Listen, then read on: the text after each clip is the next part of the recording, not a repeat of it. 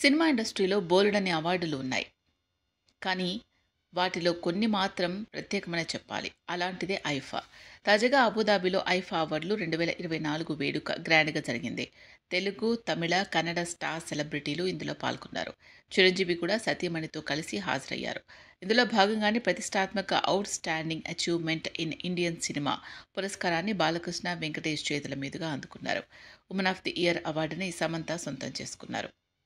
ఉత్తమ cinema 'Jailer', ఉత్తమ నటుడు 'నాని', ఉత్తమ నటుడు 'విక్రమ్' పొన్నియిన్ సెల్వన్ 2, ఉత్తమ నటి ఐశ్వర్య రాయ్ పొన్నియిన్ సెల్వన్ 2, ఉత్తమ దర్శకుడు మణిరత్నం పొన్నియిన్ సెల్వన్ 2, ఉత్తమ సంగీత దర్శకుడు ఏఆర్ రెహమాన్ పొన్నియిన్ సెల్వన్ 2, ఉత్తమ villain SJ Suryah Mark Antony, ఉత్తమ విలన్ షైన్ టాక్ చాకో దసరా, ఉత్తమ సహాయ నటుడు జయరాం పొన్నియిన్ సెల్వన్ 2, ఉత్తమ cinematography Miss Shetty Mr Polishetty, ఉత్తమ సాహిత్యం హుకుం జైలర్, ఉత్తమ గాయకుడు చిన్నంజిరు పొన్నియిన్ సెల్వన్ 2, ఉత్తమ గాయని శక్తి శ్రీ గోపాలన్ పొన్నియిన్ సెల్వన్ 2, ఉత్తమ villain Arjun Radhakrishnan Malayalam, outstanding contribution of Indian cinema Priyadarshan దర్శకుడు, women of the year Samantha, golden legacy award Balakrishna, outstanding excellence Kannada Rishab Shetty.